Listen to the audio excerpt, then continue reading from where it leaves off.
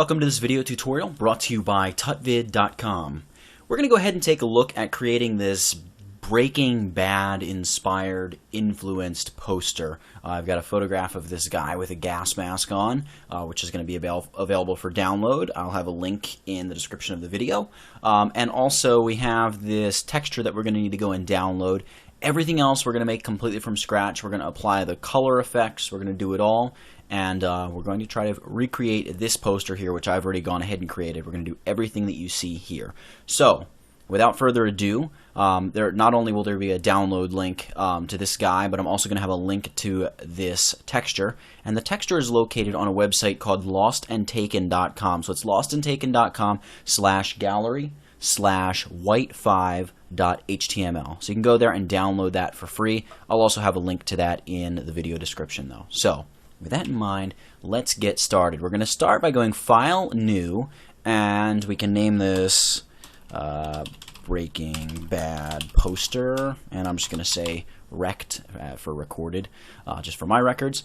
And the width is going to be 1440 pixels wide, and the height is going to be 810 pixels. Everything else can remain default. 72 resolution and a color mode of RGB. Hit OK. And here is our document. So the first thing we need to do is place the background. Now I've already downloaded the background and it's right here, lt_whitegrunge_05.jpg.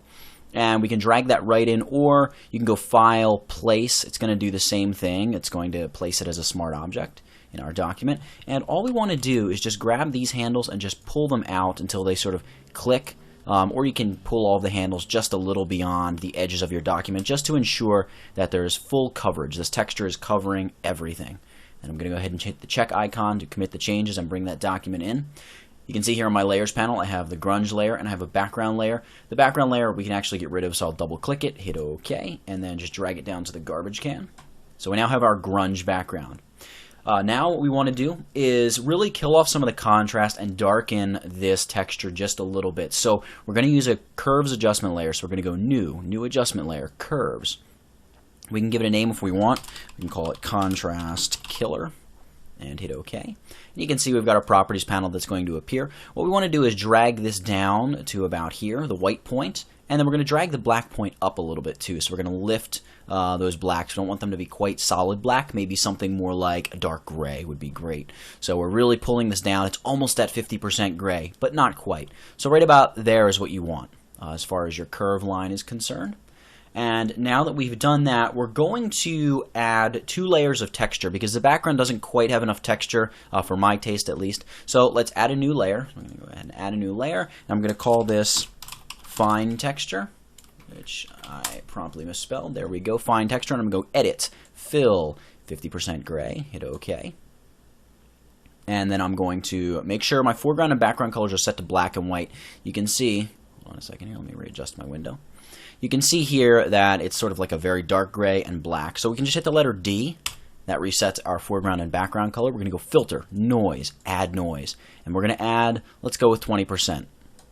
Yeah, oh, and not only with 20%, distribution is Gaussian. We can actually do uniform if you like, but Gaussian works a little bit better for our purposes here. And then it's important that we tick on monochromatic so we don't introduce any other colors. So go ahead and hit OK. There we go. And now go Filter, Stylize, Emboss. And here are the exact settings that you want. Well, the angle can be 115. You can actually make the angle 90 if you want. I kind of like 115 a little bit more. Let's go with 115, a height of 3 pixels, and an amount of 90%. So those are the settings that you want. Hit OK. Now that we've done that, we have our texture. All we need to do is set this layer to a blend mode of soft light. All right. The texture is a little bit too intense, however, so I'm going to reduce the opacity until it looks good. So I'm just going to drag this down. Right around there looks good. So right about 40% is great. And then I'm going to duplicate this layer. So Command or Control J to duplicate the layer. And I'm going to rename this layer Rough Texture. And all we have to do for this layer is just size it up. So we're going to go Edit, Transform, Scale. And up here in the top toolbar, so we have width and height, we're just going to double click in there, right, to select it, and set the width instead of 100%, 200%. and then go to the height, and again, set that to 200% as well, and then hit the check icon to tick that off. So now we have sort of this big texture overlaying our fine texture. However, this rough texture is a little bit too prevalent. We need to reduce the opacity. So let's knock the opacity down. Actually, right around there looks good. Right, I've got it 16%, so 15, 16% is probably going to work for you. So if I get rid of both of my textures, you can see we've got a very flat gray, and we've just added some sort of organic looking texture. So that's really great. The next thing we want to do is lighten up this side of our image, because remember, we're going to be dropping in our gas mask guy over here. So we want to lighten this side of the image so that that orangey color that we're about to add to it really is going to be able to take off and look amazing. So go ahead and create a new layer, and we'll call this lighten side or something like that. We want our foreground color to be set to white. So you can see right now it's black and white, but the foreground color is black. So hit the letter X to set your foreground color to white. And well, it just flips your foreground and background color, X does. Then grab the gradient tool. And the gradient we're looking for is a default gradient right here, foreground to transparent. So our foreground color is white, so we're going white to transparent. Hit OK. And we want to make sure we're using a linear gradient. And also just make sure that your opacity is at 100% and that reverse is not checked on. So I'm going to start from right about here in my document, and I'm going to pull straight to the right to about there. And I'm going to let go. So you can see, there we go. We have our nice white gradient. I'm going to set this to a blend mode of overlay. And you can see we're getting some of the darker colors through, but we're losing all of our great textured detail. So what I want to do is reduce the opacity until it looks good. So let's just knock the opacity down. Right about there looks good. 52%, so right around 50% on the opacity is going to look great. And now that we've done all of this, we're ready to go ahead and add the subject, the gas mask guy. So you've already downloaded the gasmask.png file. So drag that right into the document, and I've already sized it. Everything is ready to go. It's going to drop right into place perfectly. Hit the little check icon to drop it in place. You can see, boom, the subject's in place. No need to change anything. It's maybe just a slight bit out of focus, more than I would like it to be, but we're going to mess around with that in a little bit and really sharpen up what we want to be sharp and blur out what we don't want to see. So we're going to add some contrast with a levels adjustment layer, and this is going to be something we do globally, so it's going to be over our entire document. So let's go Layer, New Adjustment Layer, Levels. And we can name it if we want. I'm not going to name it. And we're going to adjust our levels. All I'm going to do is drag the black handle over to increase contrast a bit. I'm looking, something right around here looks good. So my input here is 45. Let's leave it right at that. That looks pretty good. So you can see before and after. So we're even darkening the background a little bit. That's all right. I kind of like that. And we're definitely increasing a lot of contrast here, maybe even making the blacks a little too dark, but I'm already thinking ahead, and I'm going to combat that in just a minute with a different adjustment layer. I really like what it's doing to my background, so I like it. Now we're going to apply another adjustment layer. We're going to go Layer, New Adjustment Layer, and go Selective Color. So the Selective Color Adjustment layer is one of my absolute favorite adjustment layers when I'm working with photos in particular. There's so much you can do with this adjustment layer. It's really, really cool. So what we want to do is we want to edit the whites and neutrals. So we have here under colors, you can see whites and neutrals. So let's begin with whites. Let's start by removing some magenta. So that's going to introduce green. So we're going to drag back on the magenta slider. It's all subtle stuff. Maybe let's go -10. So you can see before, after. Very, very subtle. Then we're going to go, I don't want to mess with the yellow slider. And then with the blacks, I'm going to just increase them, I guess, to 100. That looks about right. Again, we're making this flatter and more gray over here. Then we're going to go down to the neutrals, and we're going to leave cyan alone. I don't want to mess with that. Magenta and greens, green is the opposite of magenta. We're okay there. For the yellow and blue and yellow are opposite colors. We're going to remove some yellow, so introduce a little bit of blue. Right about there. 5 looks good. And then we're going to boost the blacks here as well. So let's push that up to, 5 or 6. So I'll just stick with 5 to give us a nice round number, so to speak. It's not really a round number, but you know what I'm saying. So there we go. We've adjusted selective color. There's before selective color. There's after selective color. So we're bringing some detail back in this extreme highlight here on the side of the helmet. So all really good stuff. Killing off some of the intense contrast. So now we're going to boost black levels, and I'm going to do this. Oh, excuse me. I want to reduce some of the saturation first. So let's go Layer, New Adjustment Layer, and throw a Vibrance Adjustment layer on here. Hit OK. And let's just knock the vibrance down, maybe like -50. There we go. That looks great. So there's before, there's after. Really killed off a lot of the vibrance. And we're going to go back and do another selective color adjustment layer. So right here, selective color. And there's really no reason why I'm using a second one. I probably could go back and use the first one, but sometimes I'm just picky about dividing some of this stuff up as far as steps so I can remember it later on. Here in colors, I'm going to go right to the blacks, and I'm going to remove blacks from the blacks in this image. So you can see if I get rid of all the blacks, you can see it's really, I mean, what it does over here is actually kind of cool, but not what we want at all here. So we want to do something a little more subtle, maybe like -10. Yeah, -11, something like that. You can see we're just lifting all the light levels in those shadows. So it's really killing off some contrast, but I really kind of like it. So there we go. We're going to drop that in there. And now that we've done this, we're ready to start adding color. So let's do this pretty simply. I'm just going to use 2 fill layers. Just basically layers of Photoshop says this is just a solid color. Go everywhere. That's basically what the fill layer is. So we're going to go layer, new fill layer, and we want this fill layer to be a solid color. I'm going to hit OK. And, well, actually, I missed a step there. We're going to go layer, new fill layer, solid color, and I'm going to set the blend mode.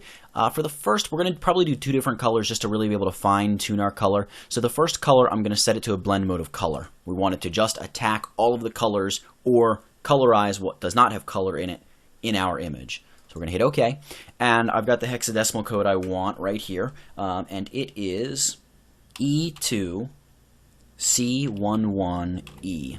So it's this kind of almost school bus orange, but maybe a little muted. So hit OK. We're getting close. I like what we've got here, but still it looks a little bit too green maybe for me. I don't know if I'm seeing the color quite correctly. So let's add another adjustment layer, or not adjustment layer, fill layer. Layer, new fill layer, solid color.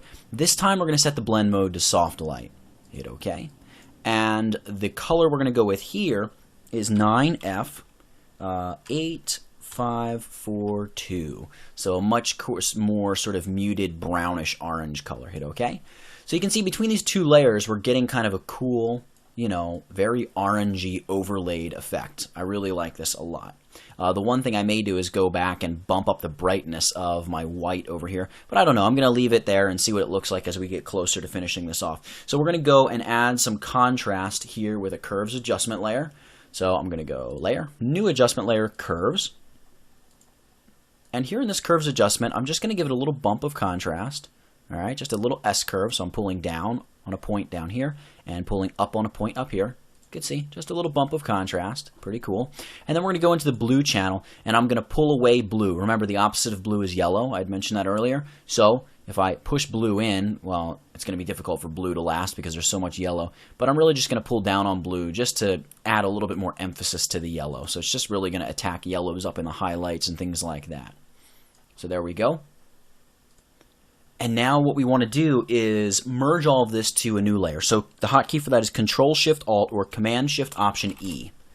And, well, there we go. Popped it up onto a new layer. I'm going to name this layer Blur because what I'm going to do is almost try to fake a shallower depth of field than we have here on this guy. In the real Breaking Bad posters, you can see that the main dude, it's just like his face, and his face is super sharp, but almost by the time you get to, you know, back by the temples on his head, or certainly underneath his chin or down onto his shoulders, it starts to really drop out of focus a little bit, and it's a really cool effect. So we're going to almost try to mimic that here, and we're going to use the quick mask to get ourselves a good selection. You could also use the lasso tool, and maybe for the written tutorial, I will include how I would use the lasso tool to do this, but really the way to go is going to be using quick mask and a brush. So what I'm going to do is I'm going to take my brush here, if I can figure out where the mouse is. There we go.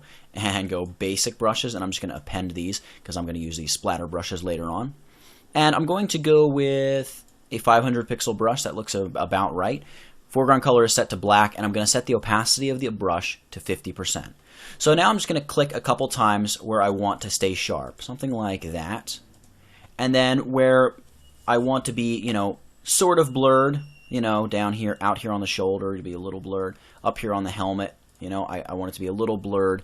And then the background I want to be just slightly blurred, not quite as much as everything else. So I'm going to knock the opacity down here to like 15% and just paint over this entire background area. You can you really can't even see anything. But don't worry, it is going to be affected by the selection. It's going to be like an extremely feathered selection. So now that we've done that and painted over the areas that we want to select, hit the letter Q, and you can see we have those areas selected. Now we're going to go select, we're going to flip this selection because these are areas we want to be sharp, right? We want to keep his face sharp and start blurring everything else. So we're going to go select inverse. That's going to flip the selection around. And now we're going to go filter, blur, Gaussian blur. And we're going to do something very subtle, something like 1.5. You know what? Actually, that initial of 2 pixels is probably about perfect. Go ahead and hit OK, and then Command or Control D to deselect. So you can see there's before we blurred, there's after we blurred. It just gives this sort of soft falling out of focus, except for right here on his face. So now we're going to use Quick Mask to create another selection of his face because we want to really, sharpen the living daylights out of this. Probably what would be considered in most cases way too much sharpening. We want to do that right here. So I'm going to grab Quick Mask and grab my brush tool, B. Again, we're painting with black. I'm going to set the opacity here to 100%, and I'm just going to click here over his face a couple times. All right, like so. And I'm going to hit the letter Q. It's going to give us a selection. And this time I'm going to go select Modify Feather because I want to feather this a little bit more. Maybe by 100 pixels is about right. Hit OK. And then hit Command or Control J. You can see it just pops that up onto a new layer, right? So we just have this little bit of gas mask on a new layer, right? I'm going to take that and I'm going to desaturate it. Control Shift or Command Shift U. We've desaturated. Now we're going to go Filter, Other, High Pass. And we're going to go with a high pass of 3 pixels. That looks about right. We could go up a little bit higher than that, maybe even like 3.2. There we go. Hit OK. And we're going to set this to a blend mode of soft light. So you can see if I shut that off and turn it back on, we have a little bit of sharpening going on. But I want even more than that. But the problem is if I really bump up high pass to like 20 or 30, we get this crazy haloing effect and just not good stuff.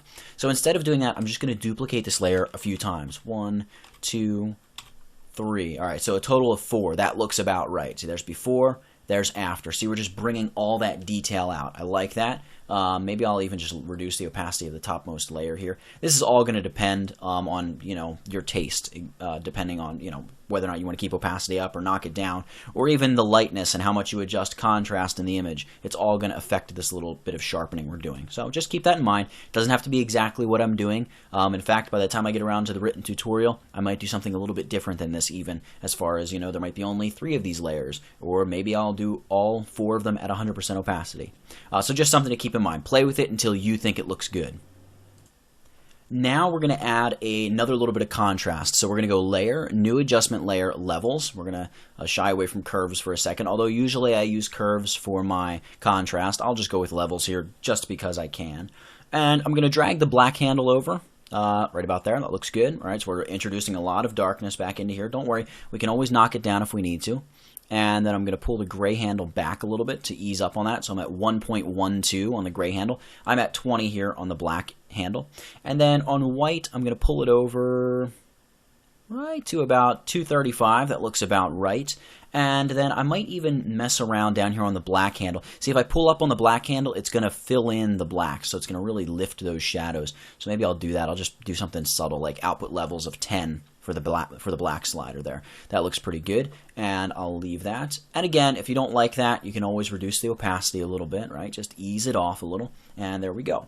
So now all we have left to do is create the sign. So let's try to knock this out pretty quickly. Let's go ahead and create a new layer. There we go, new layer. I'm going to name this Sign Base, and I'm going to grab my rectangular marquee tool. I'm going to make sure the style is set to normal, and I'm going to hold down my Shift key and drag out a nice big square.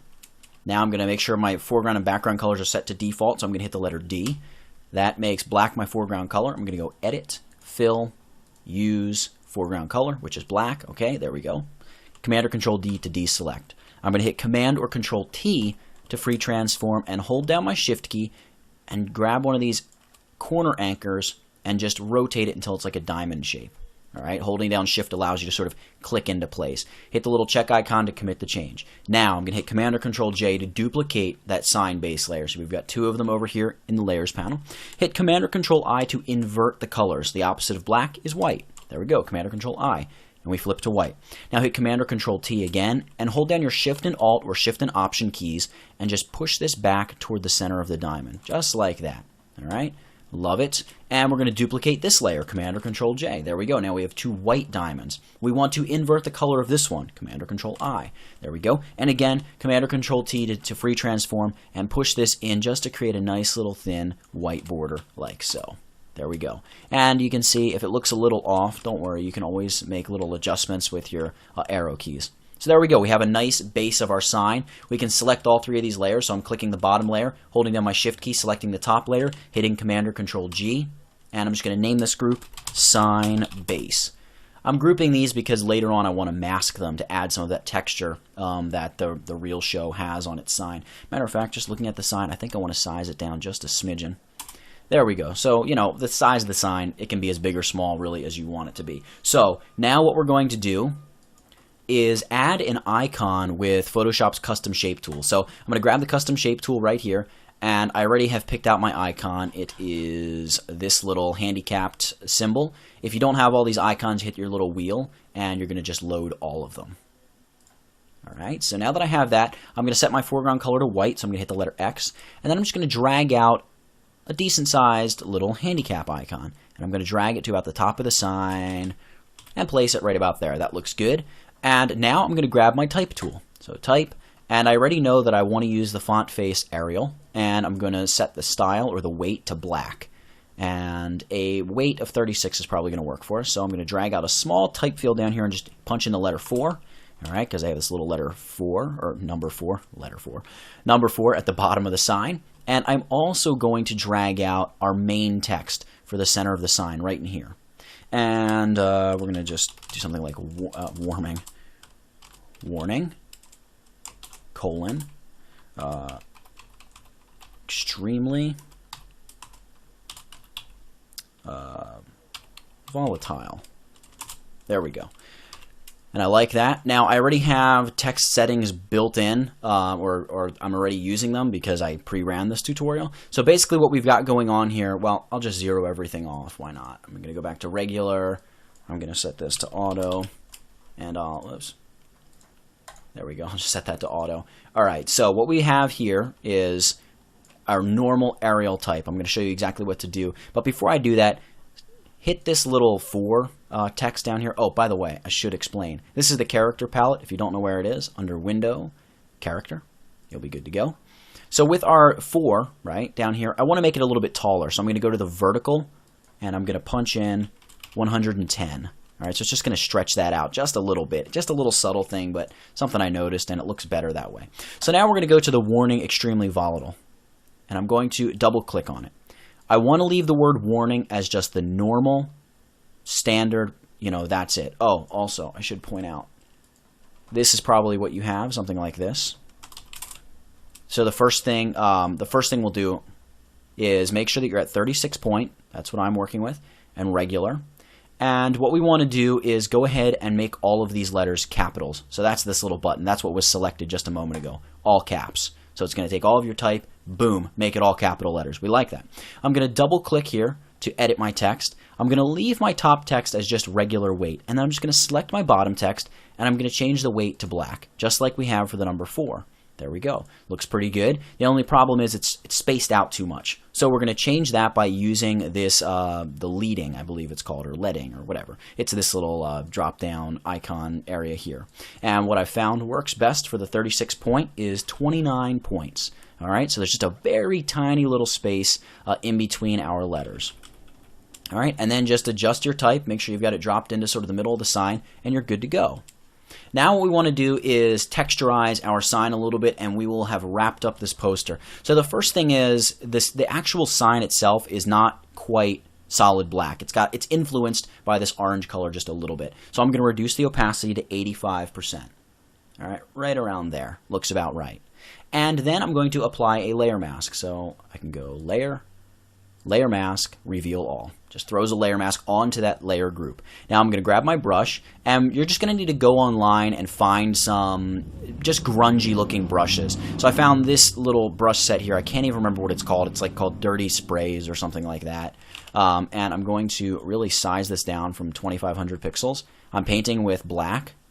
And I'm basically just going to click a couple times down here by the base of the sign just to give ourselves some of that, industrial feel. All right, just like that. Maybe make one bigger. There we go. Just like that. And there you have it. This is the finished product. We've gone from a completely blank document to our finished poster in under 25 minutes. So I hope you enjoyed this tutorial. Hope you learned a thing or two. Thanks for sticking around and watching it. Make sure you go check out the site. That's www.tutvid.com for more video tutorials. Thanks for watching.